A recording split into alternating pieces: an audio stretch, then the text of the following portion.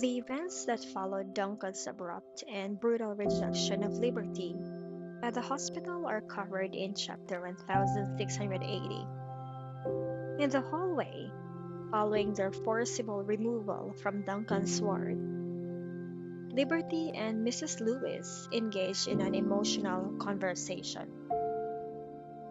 With Mrs. Lewis still reeling from Duncan's terrible words, Liberty makes an effort to comfort her. She is aware of the extreme stress and emotional anguish the family is going through.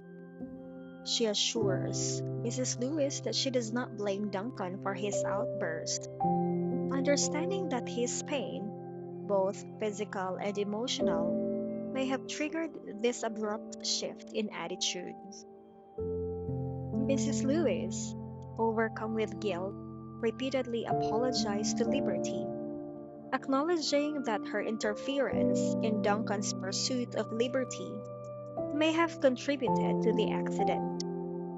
She takes full responsibility for the situation, stating that it was her fault and not Liberty's.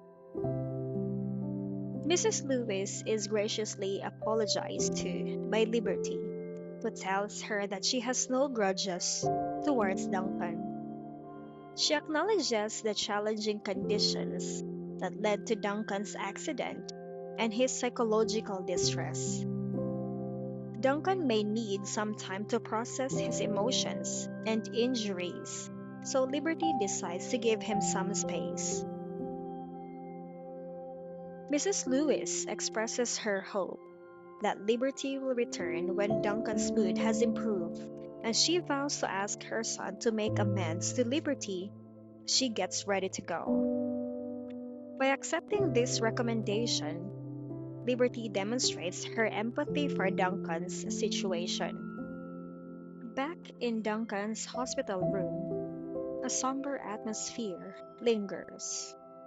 Mrs. Lewis returns and informs Duncan that Liberty has left. Duncan's cold and indifferent demeanor remains unchanged as he reiterates his desire not to see liberty or serenity.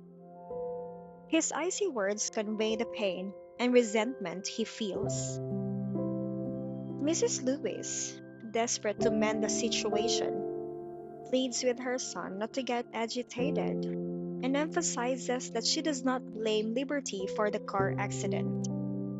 She confesses that it was her own actions that caused the accident.